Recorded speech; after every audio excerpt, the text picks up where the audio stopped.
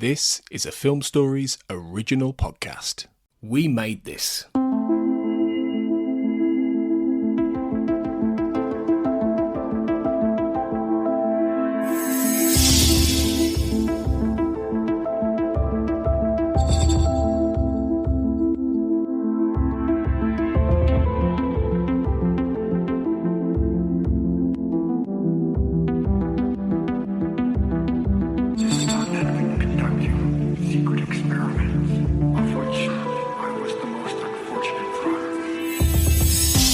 Welcome to the X-Cast. The truth is in here. I'm your host, Sarah Blair, and today I have very special guests with me, my pals Cathy Glinski and Michelle Milbauer. Hi, Cathy. Hi, Michelle. Hi, Sarah. Hi, I'm so happy to talk the X-Files with you ladies. Excellent. I'm so excited to hang out with y'all. Also, just a little note, we are recording on Cathy's birthday. Happy birthday, Cathy. Thank you. Happy birthday. I will give you the best present I can, and that is not sing to you. I appreciate that. I'll give you the same on your birthday. So, Cathy, after this, I know you're going to enjoy some cheesecake, but before that, we get to talk about one of the best episodes of the X-Files ever. Just kidding. Wah, wah. Okay, so it's not the greatest, but I'm excited to talk about it. I think it's going to be a fun episode to talk about. Maybe not to watch, maybe not in any other way, but I think we're going to have a great time talking about Badlaa. Yes. The 10th episode of season 8. So we're halfway through the season-ish. This episode originally aired on January 21st, 2001, and it was written by Chris Carter and John Shellman, and directed by Tony Warmby, who did a lot of Season 8 and Season 9 episodes. This episode, I don't even know if I can read the summary and keep it together.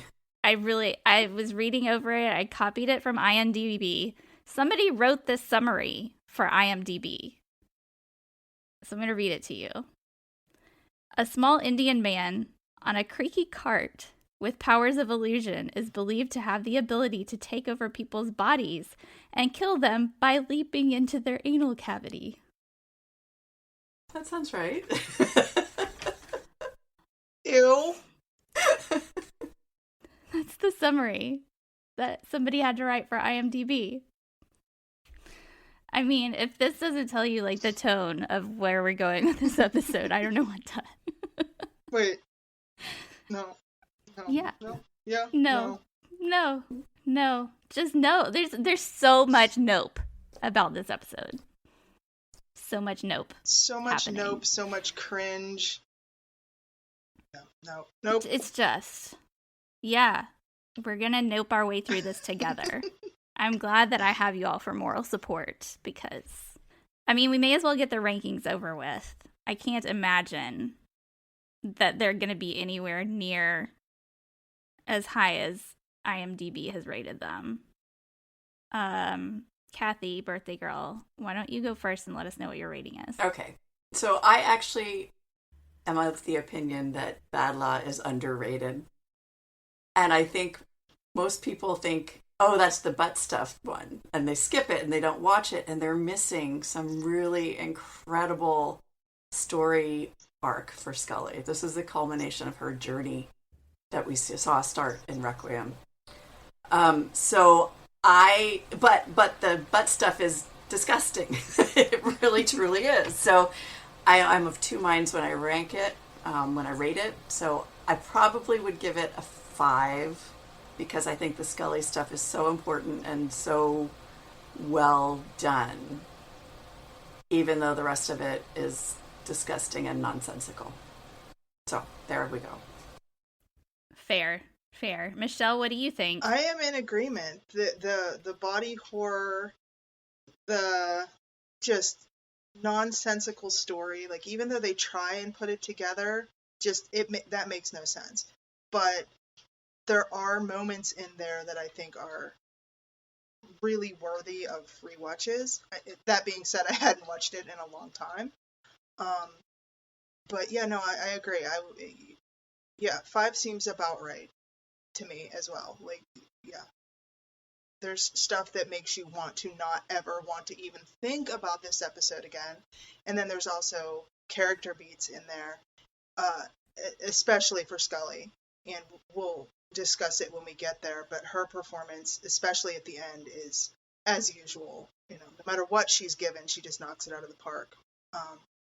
So yeah, I want to rate it higher just for the character stuff, but the butt stuff makes it much, much lower. So yeah, I think I would agree with 5.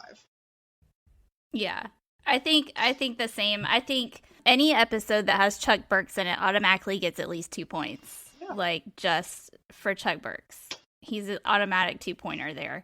And then you've got another 2 points just for Gillian Anderson's phenomenal performance and her arc. So I agree with that. And then, like, another point for the fact that they got through a couple of these scenes without cracking up. It's just really a testament to Gillian Anderson's professionalism, I think, that they made it through these scenes. That's because fair. Yeah. So point for that. So that puts me at a 5, I think. So if I'm not a math person, I think that's 5 points, right? I think so. We'll go with 5. So the IMDb score, can y'all guess? What do you think it is? It's higher than a 5. Well, aren't they all? Yeah. I don't think there's any score lower than a 6.9. Would this be like a 7? Close. Yeah. It's higher than a 7. Ew. I know. Yeah, really. It's a 7.1. Okay. It's 7.1. But that's Salvage a 0 and Surekill, in IMDb terms. Salvage and Surekill are the lowest rated episodes of the season. They're at 7.0, and this is a 7.1. This mid-season, season 8 here, these 3 episodes are just, they had a slump, mid-season slump. But, so this is the 3rd lowest rated of the season. Yeah, that's where I put it too. Yeah. Dare I say, should we jump in to this episode? Ew! Do we have to? Should we take a deep dive into Badlaa? Let me get the Purell.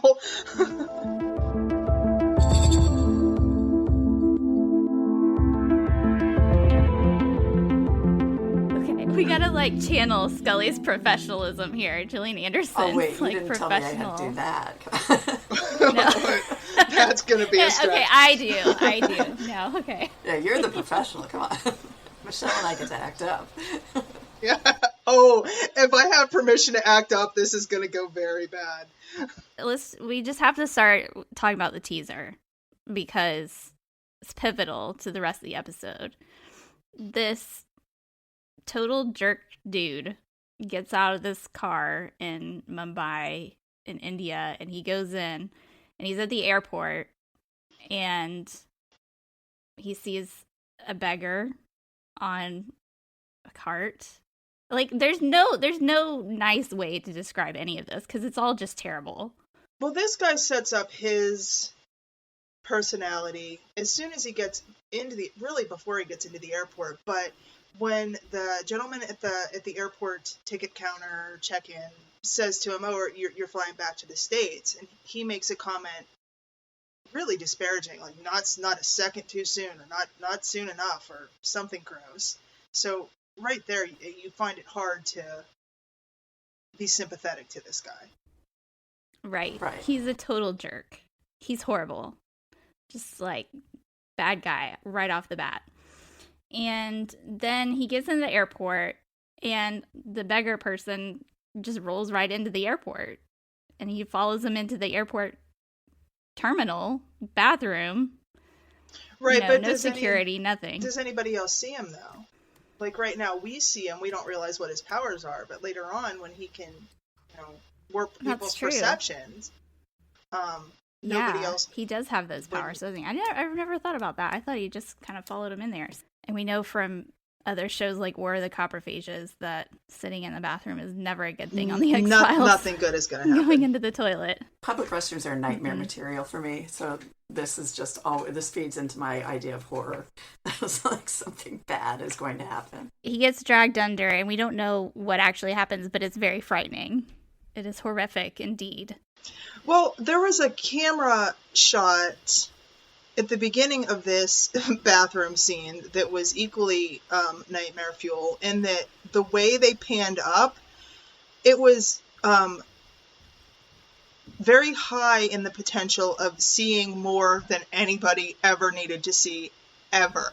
Thankfully for well-placed newspaper, but the whole thing is just so gross. Right from the get-go, it's just gross.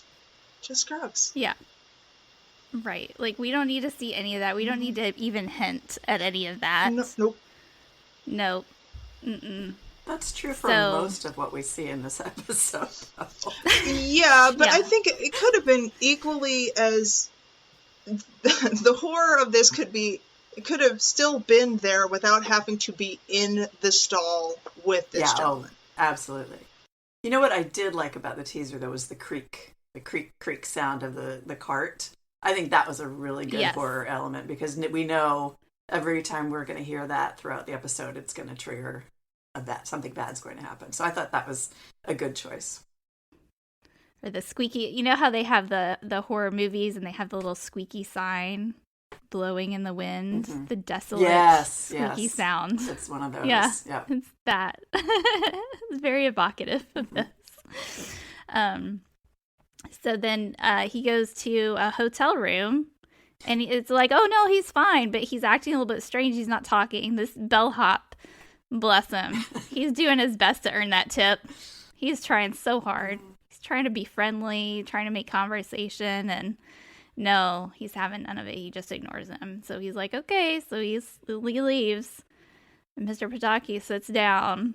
And this is where it gets, like, really nasty. Yes. Just. Ugh. All that blood. And the red eyes. So much blood. Ugh. Yeah. What a horrible sight. So much. Ugh. X-Files, man.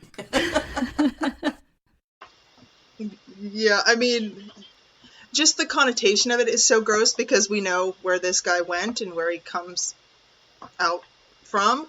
But just the whole, this is not a good episode, and there's so many things that just nothing ties together, but just the ick factor of it, it's so bad it's kind of good.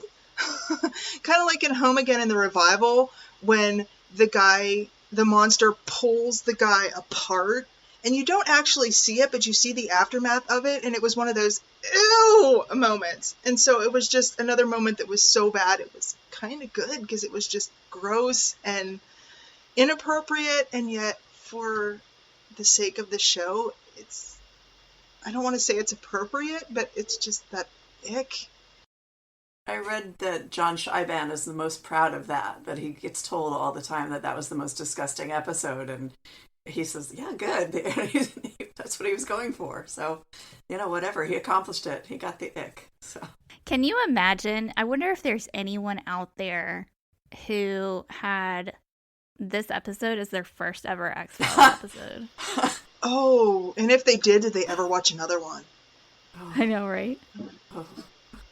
I don't know. Yeah. I was talking to someone who said the first episode they ever watched was the Red and the Black, maybe. One of those, and never watched again because of the eyes. Yeah.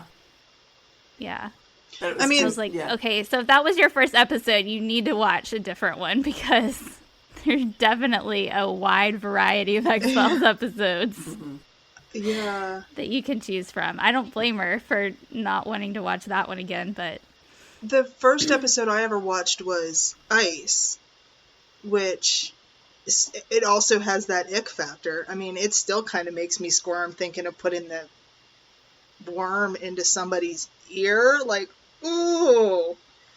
And I came back for more. My first episode was The Host, which has a lot of ick in it. And I'm not a horror fan, really. I'm not, and that's not why I came back. It wasn't because of the horror. It was definitely the Mulder and Scully that kept me watching. But yeah, when I first started rewatching the series 6 or so years ago, I was thinking to myself, okay, well, I'll watch some episodes, but not that fluke one.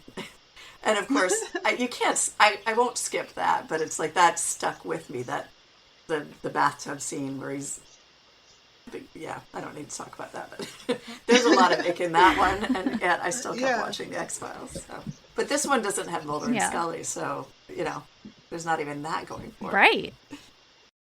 Speaking of no Mulder, how do we feel that Doggett and Scully are doing thus far along their journey in the X-Files? Because, Doggett comes in the first scene and he says, well, this landed in your inbox. Why do you think it landed in your inbox? He is very dismissive. He's very flippant. One of the first things I wrote down when I rewatched it preparing for this was he's such a dick. And not that Mulder couldn't be dismissive when it was stuff that he didn't believe in, mostly, anything that would potentially have religious connotations, Mulder kind of shut down. But he was never this, not even passive-aggressive. Doggett's downright aggressively negative toward the entire thing. So, yeah, he it's hard to separate. I'm not exactly a Robert Patrick fan, so it becomes difficult to separate the man from the art, I guess, in this case, but I try. And there are episodes where I really liked John Doggett. This is not one of them. He's kind of smug, but the things he's saying are not much different from what we've heard Scully say throughout the years. He's skeptical, and he's pointing out theories that are logical and tried and true investigative methods, and he just doesn't believe the things she's talking about. And it's very reminiscent of Scully in seasons 1 and 2, and for a lot of this season, a lot of the series, that she's a skeptic and she's very dismissive of anything Mulder suggests. So I think this is not a great episode for him, although it plays off very well with where we see Scully go throughout the episode. But I think what's very interesting is that he's very similar to Scully. One of the things I loved in their first scene together, he's mockingly suggesting, oh, what do you think it landed in your inbox? What do you think it could be? Like a haunted hotel room, alien invaders, sloppy vampires? Of course, we've actually seen all of these things on the X-Files, so yes, it very well could be any one of those things. Thank you very much. But he is more mocking, I think, than Scully ever was. Although there are times where, Mulder, you're crazy, We've heard that how many times. Doggett's not saying that to Scully, but so it's a very similar dynamic to what we've seen in the past. It's just that now Scully's being the open-minded one. Well, I think she is. I think one of the differences maybe is that when Scully refutes Mulder, she has scientific backup to back her up. She has her science, and she is trying to rely on what she knows of the physical world to explain metaphysical things that may or may not have an explanation. But she always has her own theories based in scientific fact. Whereas I feel like Doggett is just kind of a plain cop ready to try to believe, but he just can't wrap his brain around it. Yeah, that was interesting. He's like, I can't get there. I can't believe that because it just doesn't seem realistic. Like, he doesn't have any reason not to believe. Other than just his own. No. He was even arguing against the science at one point when she tells him the time of death. I did these things, I did all these tests, and they indicate he's been dead for 24 to 36 hours. He goes, well, that just can't be. So he's even arguing against her science, not not the paranormal explanation, but the scientific explanation. So you're right, he doesn't have the science to bring to his objections to her theories, but he does have the police investigative knowledge. He suggests the drug smuggling. Of course, she refutes it with the science. But so, yeah, maybe I'm giving him more credit than he's due, but I think that he's a cop, and he's approaching it like a cop, and he's thrust into this situation where he's being asked to believe things that make no sense to him in his experience. Although he has read all of the X-Files, and he's been there for 9 previous episodes, so get with it, John. He also, later on, we're not there yet, but I mean, he is sort of dismissive to her later and says that, okay, well, all these wild theories that you're trying to throw out there, well, they haven't brought us anywhere closer to solving this. Well, okay, but where have your theories gotten us? Have you had any theories? Have you put anything on the table? So, I mean, he's dismissing everything she's suggesting outright because it's just a bridge too far for him to go, which, I mean, is understandable. None of this makes sense. But you aren't offering any alternative. True. Right. I want to throw this in. I know we're going to talk about script bits in a little bit, but this fits in with this theme. The script notes that when Scully asked Doggett to keep an open mind, it says, she was Doggett once, and those words were once spoken to her. It makes her wistful, longing for the easy advantage of being the skeptic. And I really love that description, how it's easier just to say, no, that couldn't be true. That couldn't be true. That couldn't be true. But when you have to offer an explanation and you have to open your mind to things that you never would have considered before, that's where it gets difficult. And that's where Scully finds herself now. And maybe she's looking back to, oh, I wish I could just be Doggett again. And where's Mulder when I need him? Yeah, there was a look Right. on her face at around this point, because I noted that she's trying so hard, and you can see, like, even she kind of doesn't believe it, but she's just trying so hard. So it was beautifully played. Yes, absolutely. Kathy, what are a few of the other differences that you noticed between the script? Okay, so there's a deleted scene, and this is after the small man gets hired as the janitor. So he's basically living in the janitor's closet, we find out. And it says, we see the small man on his cart eating a strip of linen, which is several feet long. He's slowly and methodically eating the whole thing. Now, that is not in the episode. They cut this out. And then later in the script, it again describes it as he comes back and he's getting ready to start his body flossing cloth routine. It's a nightly ritual. So that was removed. It wouldn't have added anything. I think it maybe, I don't know. I tried Googling body flossing, and I wasn't comfortable with the images that were coming up, so I closed that. I didn't actually read. So, but I was thinking that maybe... That's a thing I never heard of. I didn't want to know any more than I did, but maybe that is some kind of practice that John Shiban read about for fakirs, or I don't know.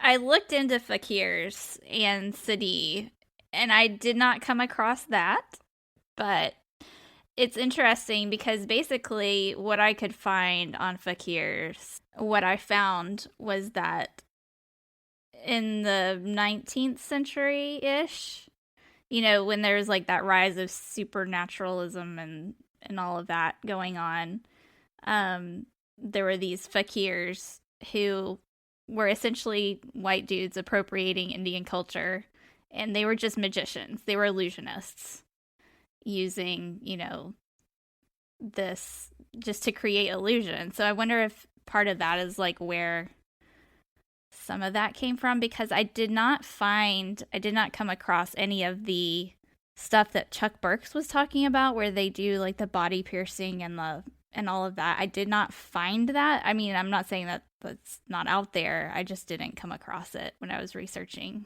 And I watched a video on YouTube of a lady who was talking about how she suspects that potentially the word fakir was used as in relation as because it's closer to faker, and they were doing fake things. They were doing fake illusions. They were just performers, magicians, essentially, like stage magicians and illusionists. So not really mystics, nothing like that.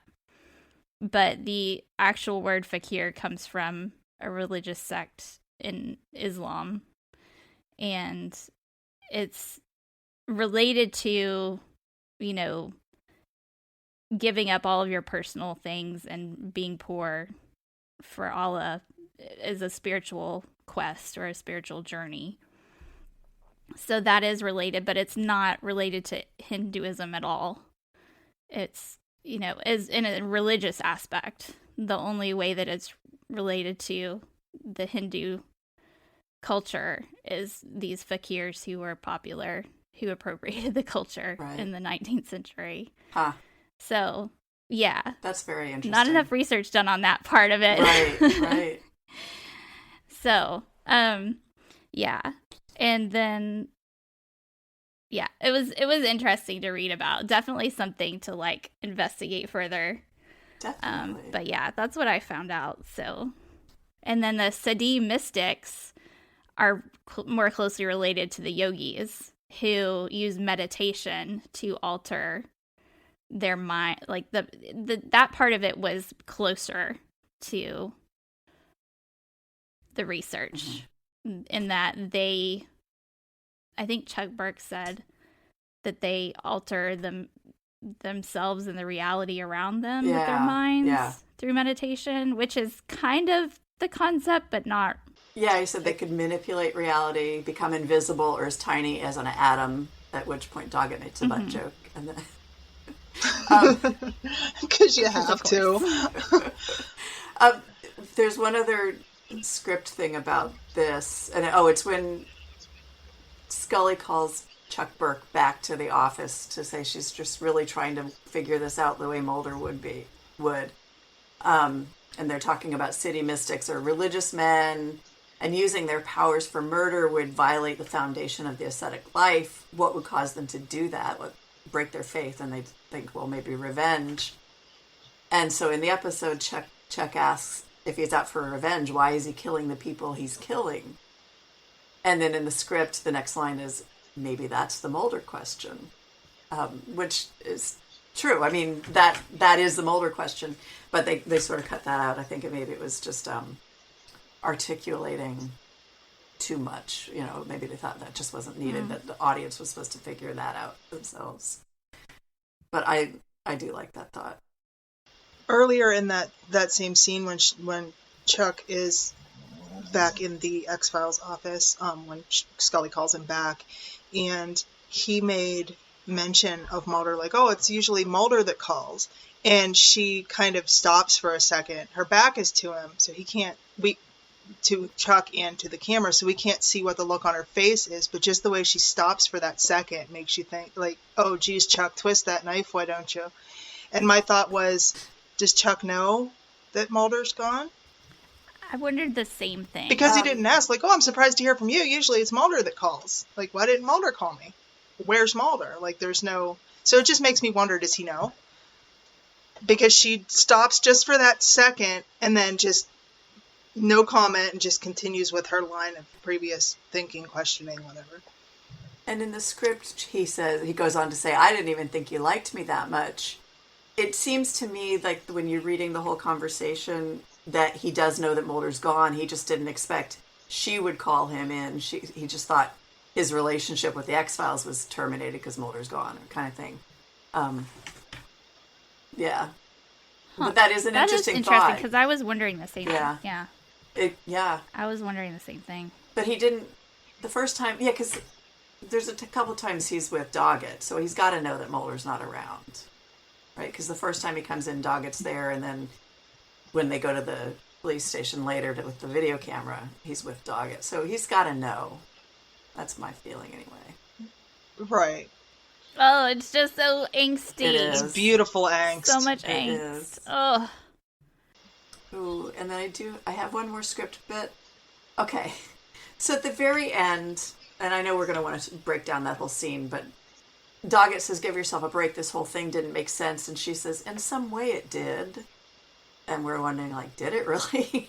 And then the next thing we see is the small man's back at the airport in India begging. In the script, there's a Scully voiceover during that final airport scene where she's saying why this man attacked and who he attacked, why he came here at all, and to take the job he did when with all these powers he could have been a greater threat. Maybe if I could see through Mulder's eyes, I could understand.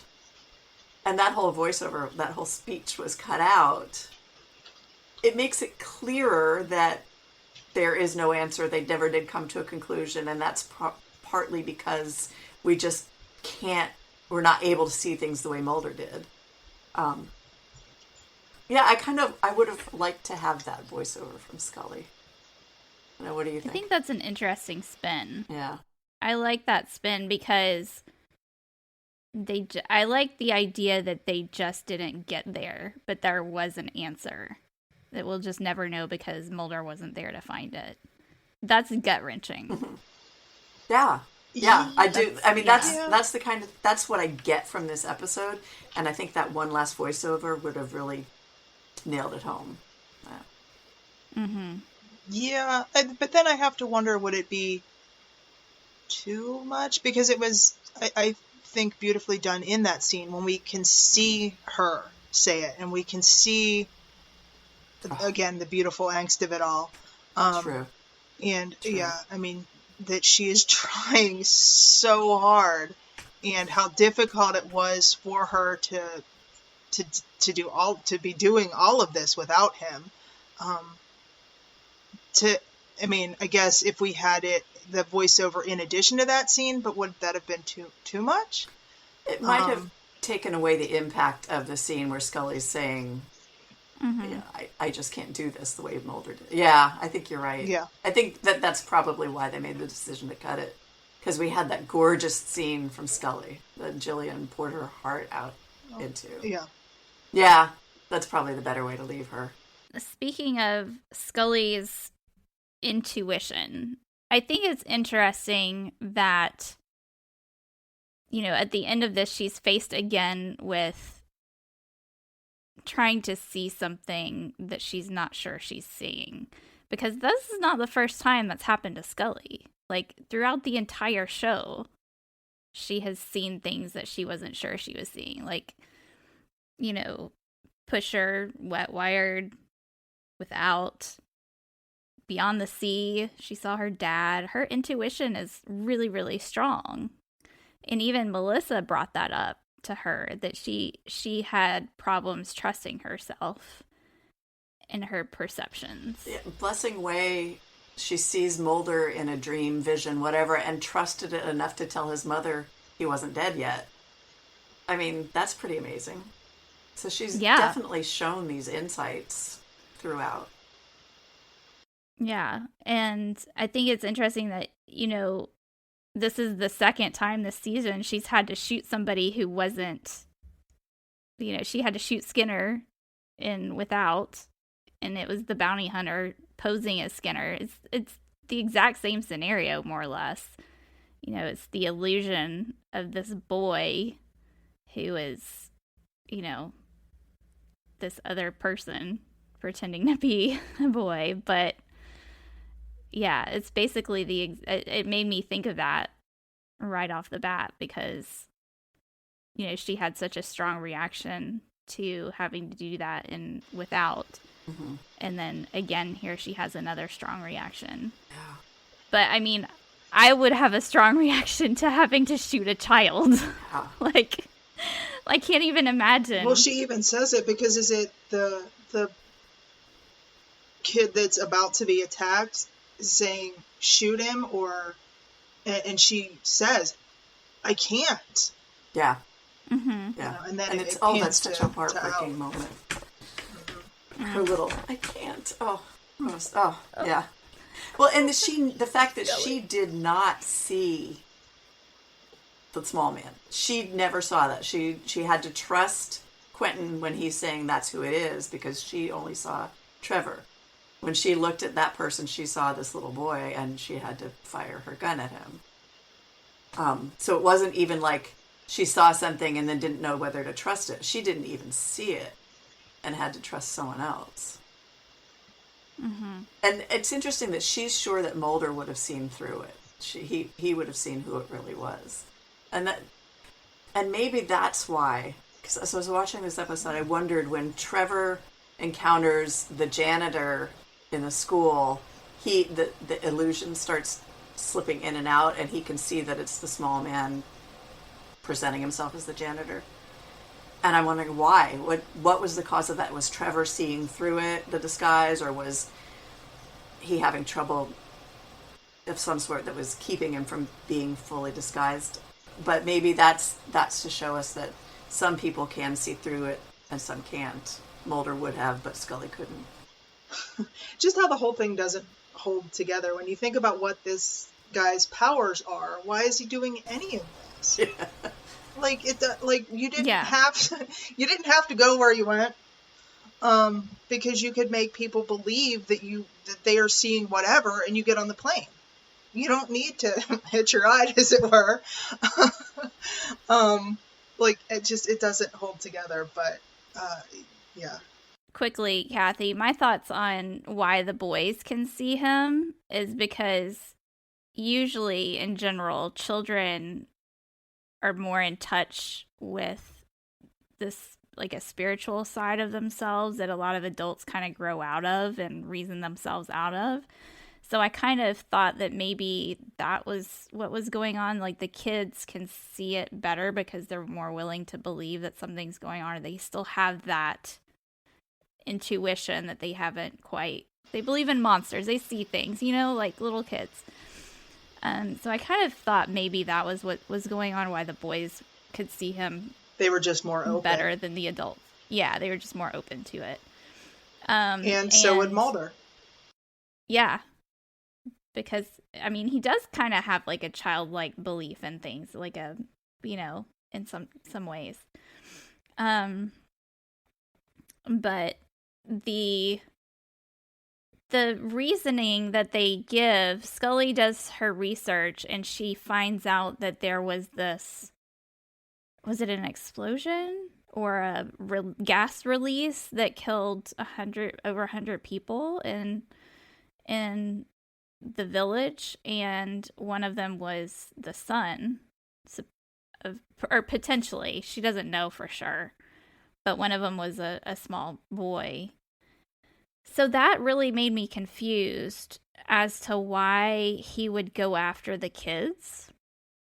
And was he going after the kids? And why would he kill the parents? None of the victims were actually tied to that. They never. That piece is that we know completely. Of. Yeah. Right. They never show it in the show that they came up with this theory. She came up with the theory. Maybe that's who this is, but it didn't explain why he would choose the businessman in India, why he would choose these two adults, and why would he go after the children? Are they related to that in any way? Or is this just random killing? And yet the episode's called Badlaa, which means revenge. So it's suggesting that revenge is the motive, but what kind of revenge is happening if they're completely unrelated? Yeah, it doesn't make sense. It doesn't make sense. I don't know. But if they had even mentioned at all that Pataki was, like, related to this company at any point whatsoever, that would be something at least. Maybe he was just the most obnoxious guy the beggar encountered that day, because he was pretty obnoxious. So maybe I'm going to hitch a ride with the most obnoxious guy, and then I'm going to see what kind of havoc I can wreak, and when I get shot dead, I'll go back to India and start over again. Yeah, when he effectively threw a change at him and told him to go get WD-40, it's like, no. Yeah. That's gross. Yeah. Not helpful, sir. Not helpful at all. There's that scene where Scully does the autopsy on, is it Quentin's dad? I think, right? The second victim is Quentin's dad. Yes. Because the third is Trevor's mom. Right. Right. Which makes no sense. No. But whatever. None of it makes Just sense. Don't try to make sense. It just makes your brain hurt. La, la, la, la. So Quentin's dad he's got something in his chest cavity. Clearly. It's gross. Because I wrote down, he looks pregnant. Nobody thought that was odd. But then it's like, oh, I know, wait a minute. Right? The cloaking of what's happening? So that they didn't see it? At the scene, all they saw was the red eyes. They did not yet see the extended... So that didn't happen yet until they brought him and put him in this morgue room. And then maybe that's when the butt genie grows. Like, he make himself really tiny to get inside, but then after a while expands and then has to escape. I that's the way I had to interpret it, because they were specifically saying at the scene the only symptom they noticed that was similar was the red eyes. So, and the same thing with the mom later. The only connection that they could make that the two that were related was because of the eyes. But then that never... But Scully's entire commentary when she's about to do her unauthorized autopsy was amazing. I laughed like a crazy person, because I am a crazy person, but that was really funny. And when she begins the autopsy procedure, that was another kind of cringe, like, ooh, this is awful. Of course it, does its thing. The mystic makes his escape through her opening. She goes to get her gun, and it's so not nice, but I couldn't help myself because I'm frequently inappropriate. My first thought was very nearly to yell at my screen, "Don't turn your back on it," and I am ashamed for that, but it just... Scully, don't bend over. Don't turn your back to it. Don't bend over. Oh my god. Because I am an awful person, but you have to add levity to this episode, because otherwise it's just gross. Well, my thought with that was, this is another way she's like Mulder. She's taking Mulder's place. She lost her gun. Yeah. I thought of something completely different. Okay. When I was watching that. Okay, so when I was pregnant with my first child, we went to the theater to see the Alien reboot, and it was very traumatic. That was a very, very bad idea. Strange choice. It was a really bad idea. So the whole time I was watching this scene, I was thinking of me in the theater watching Alien. I was like, but she's pregnant.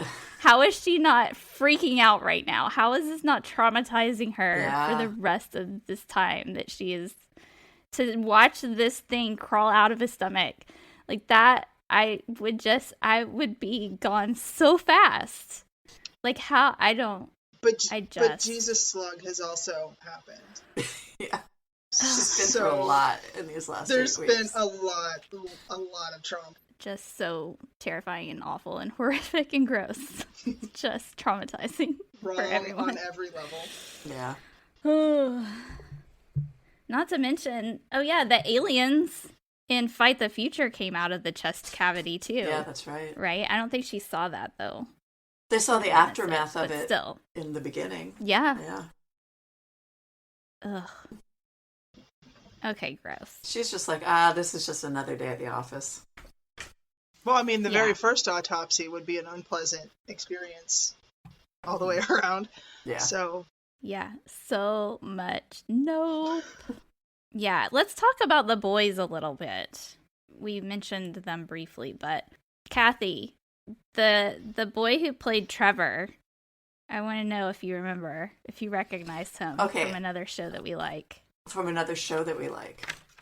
Uh-huh. Okay, no. I mean, I read that he was in Twilight or something, and I've never seen any of those. What else was he? He was. His name's Michael Welch, and he was in The Catch. Oh, really? Who did he play? Yes, he played in that episode where they're gambling. Uh-huh. He was the gambler the blonde gambler. Oh gosh, I didn't recognize him at all. The Mark. Oh, that's great. Yep. Now I have to watch. He's all grown up. Yeah, well, that happens. I know.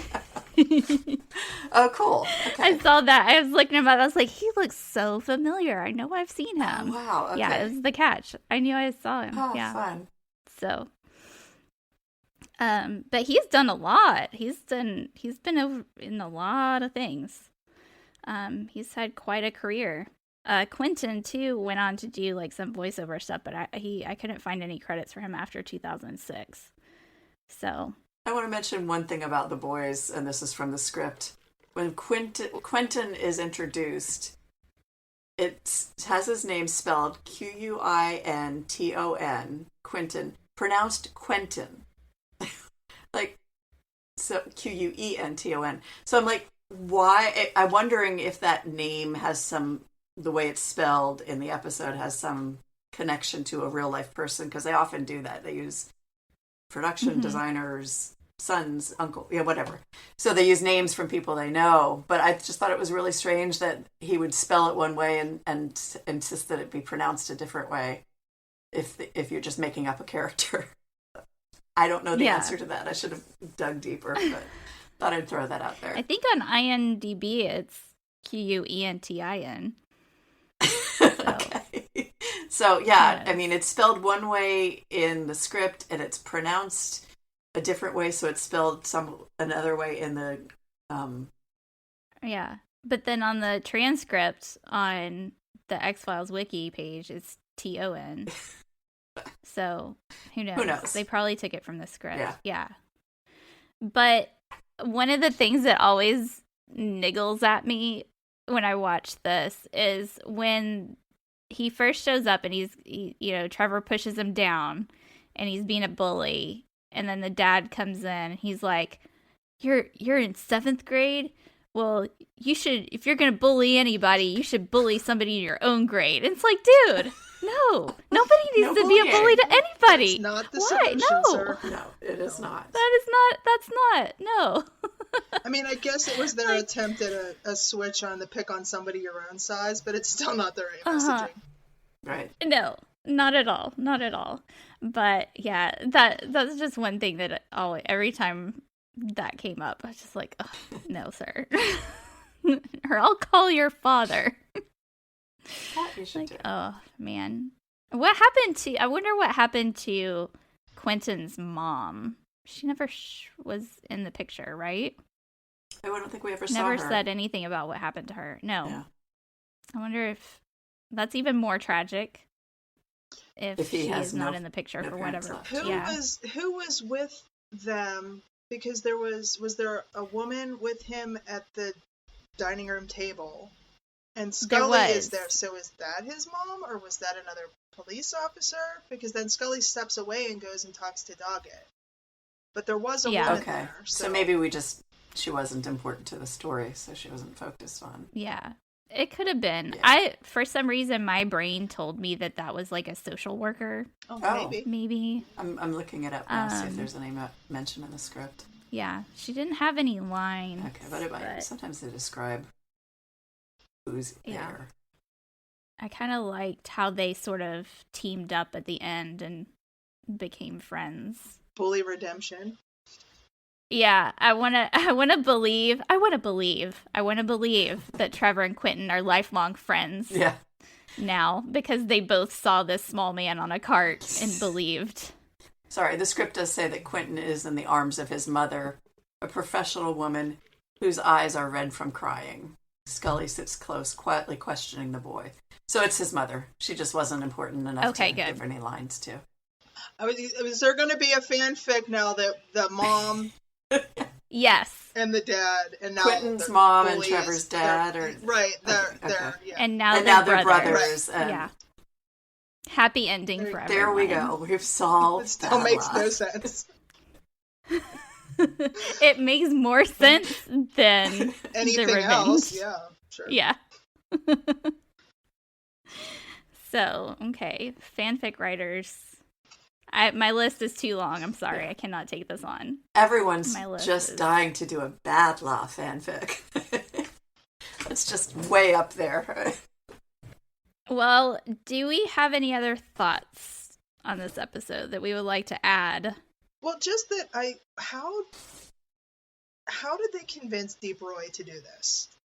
Like, what was that pitch? That's what I was wondering. What was that pitch? Okay, you're going to be stereotype, because culturally, the X-Files was not known for being very sensitive to these type of stories. I mean, in the scheme of all of them, this may be, it's not good. So it's culturally insensitive. But you're going to be a filthy beggar person on a squeaky cart that hitches rides at unsavory places, and you don't have a single line of dialogue in the entire episode at all. You just sit there and look creepy. And he was like, sure, where do I sign? I mean, I guess it's a paycheck, but yeah, offensive on many levels. Yeah. Indeed.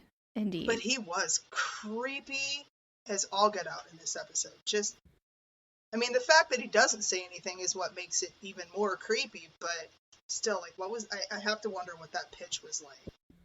I'm with you, Michelle. I don't know what else to say to that. There's nothing to say other than it's just all wrong. Just terrible. It's all wrong. We've also, I mean, on a completely opposite note, that last scene with Scully after she fires on what she believes to be a little boy, because that's what she says later to Doggett. I shot a small boy.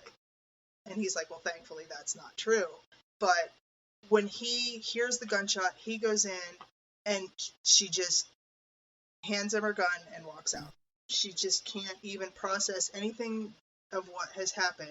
You can just sense the pending breakdown, which, I mean, if anybody is deserved of having such a breakdown, that Scully's been through it, and then some. Yeah.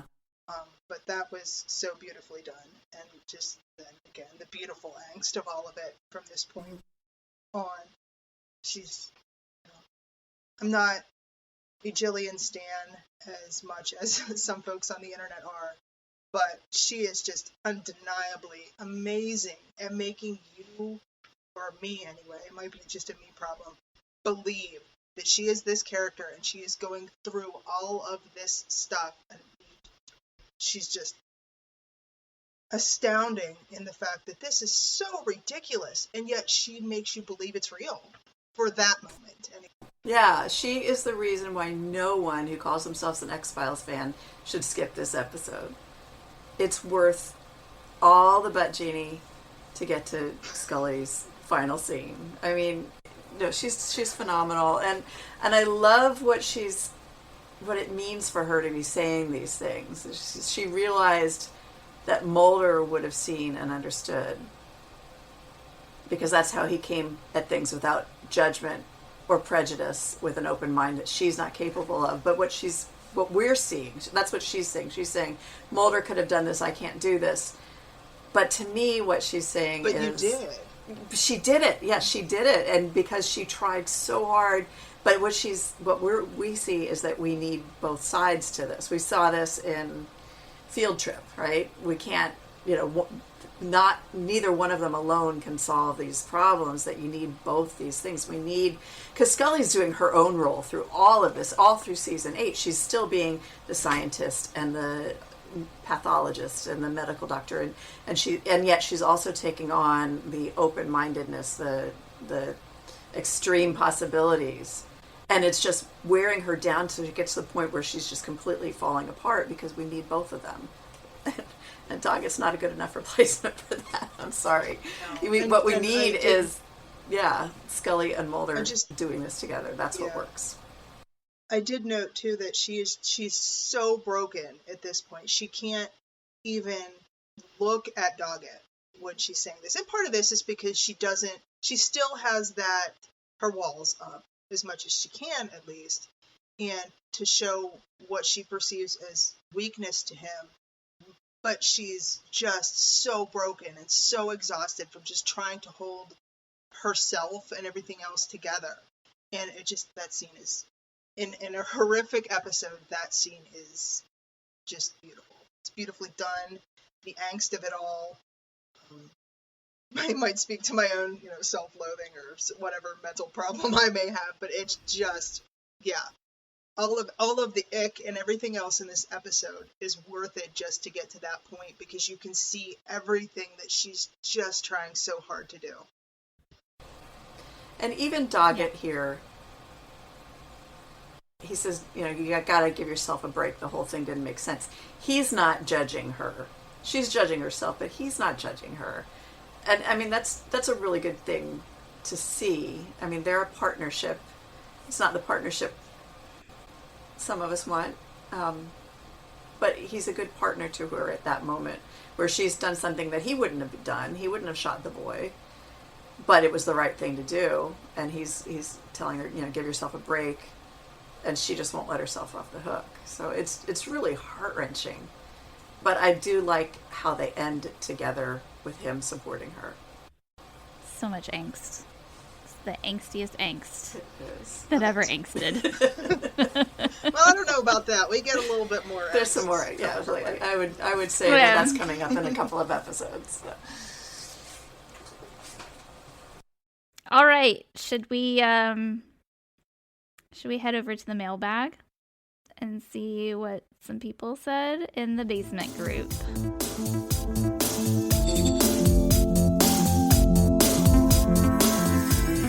Okay, we had several comments. They're very long, so I will read them, but just heads up.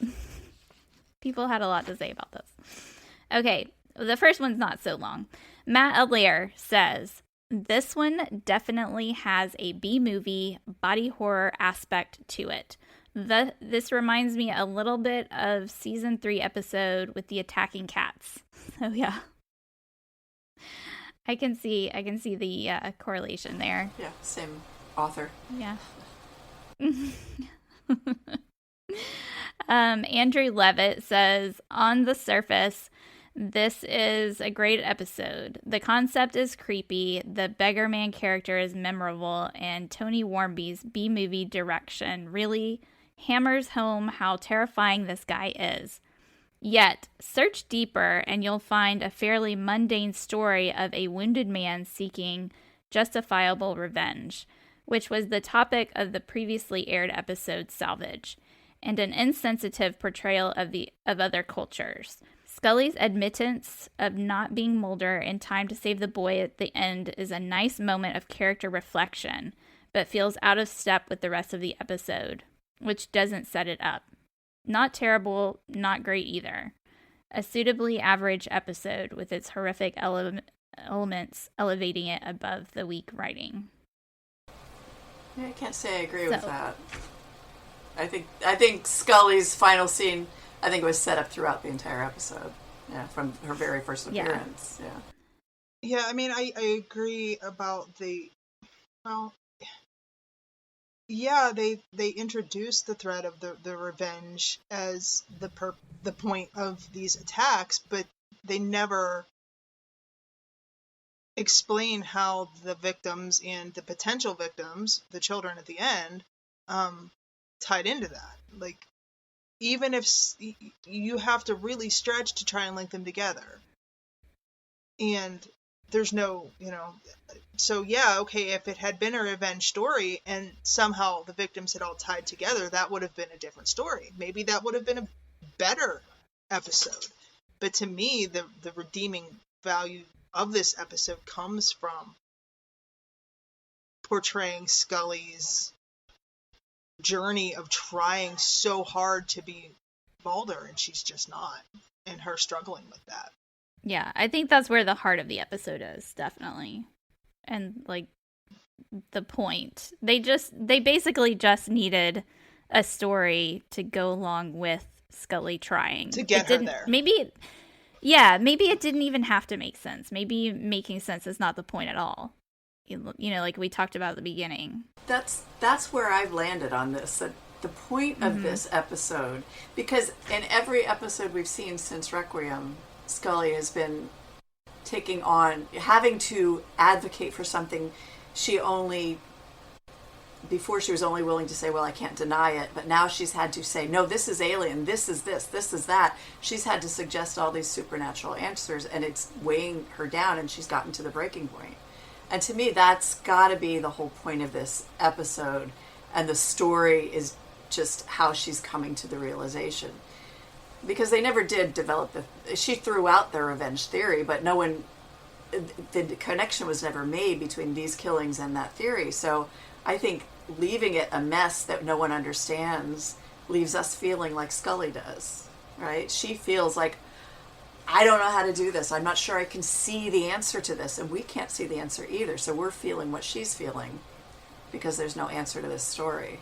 So I think I just maybe knocked it up another, it's a 6 now for me.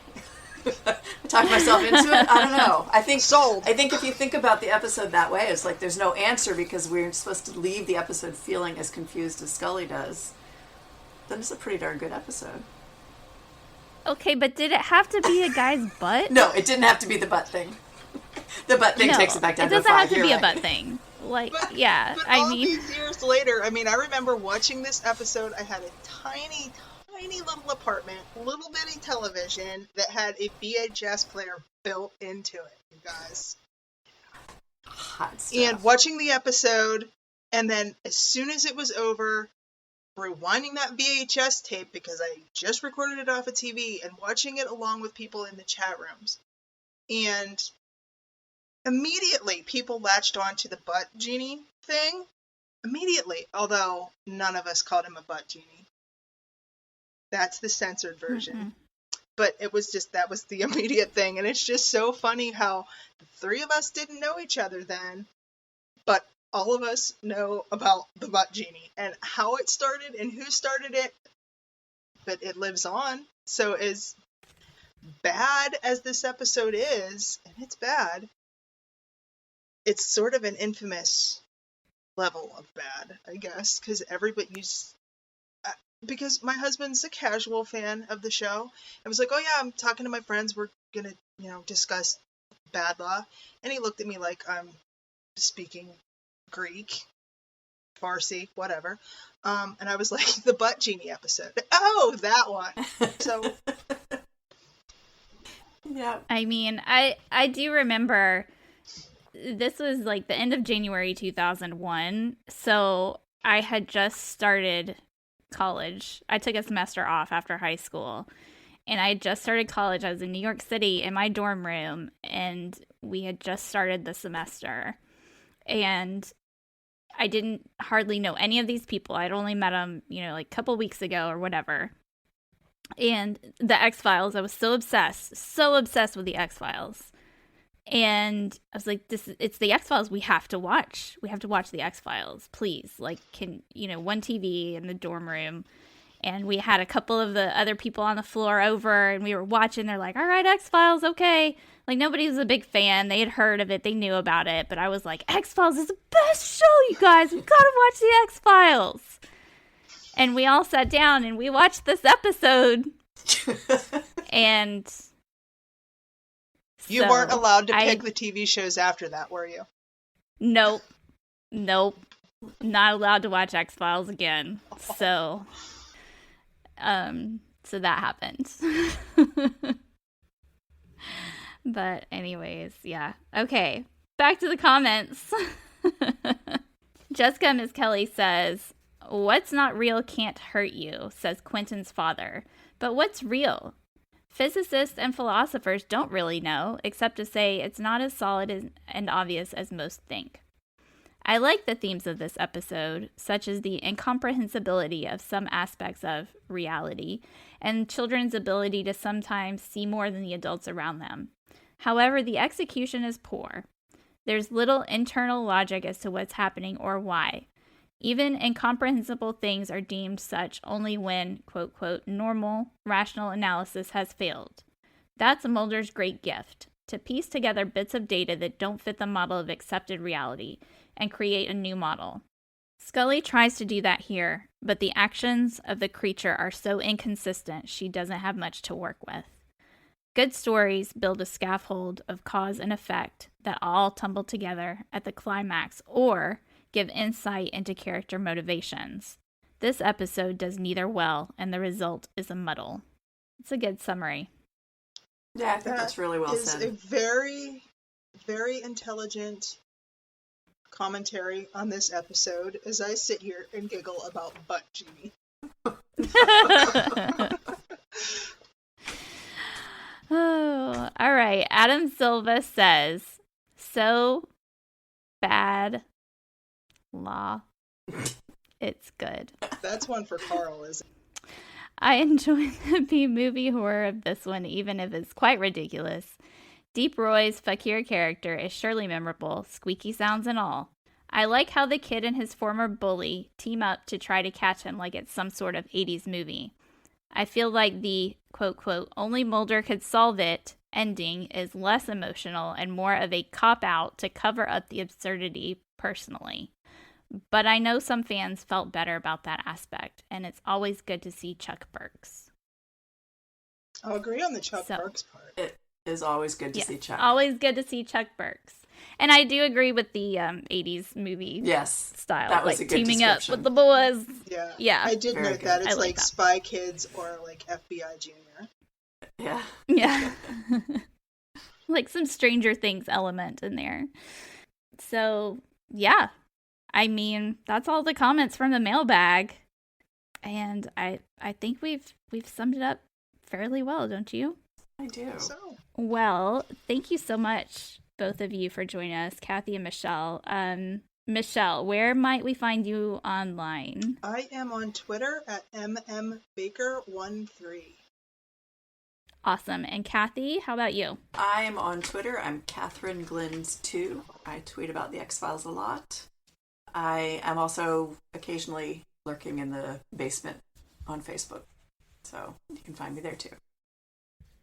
Excellent. And as Cathy just said, we have our X-Files Basement, the X-Cast podcast fan group, where you can join us to discuss episodes and do polls and generally chat about this awesome, sometimes awesome show.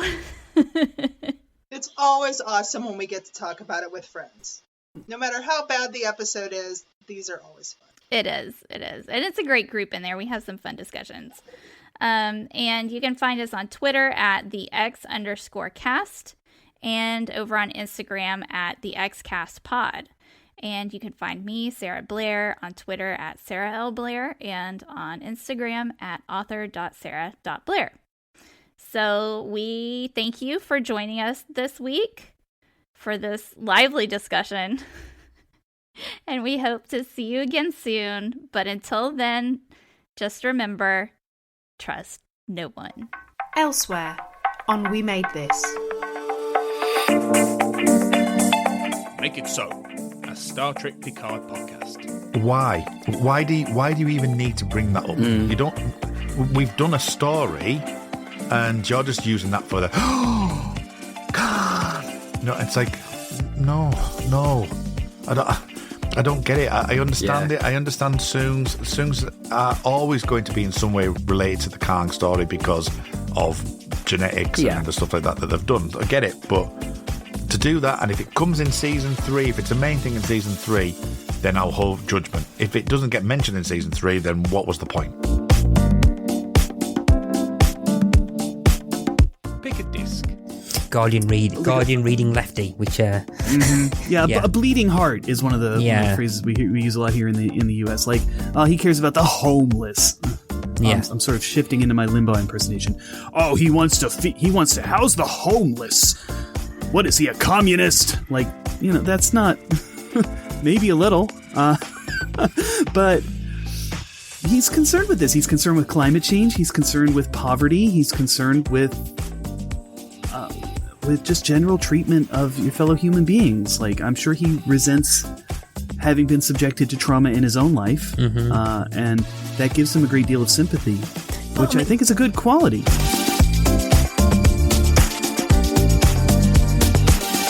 Geek Polymath. Third one, are the following names of hops? US space shuttles or both? Brilliant. First one, Atlantis. No, it's a US space shuttle, but is it a hop? I'm going to say it's just a US space shuttle. Correct. Good. I didn't. Have I got to get best of three again? Yeah, I didn't know that was a space shuttle. Well, that's my poor knowledge. That is. Second one, Galaxy. I know that that's a hop because I've seen it in a pub recently. I don't know if it's a space shuttle, so I'm going to say both. Just a hop, that one. Oh, damn it. Next one, Endeavour. Check out all of these shows and more on the We Made This podcast network.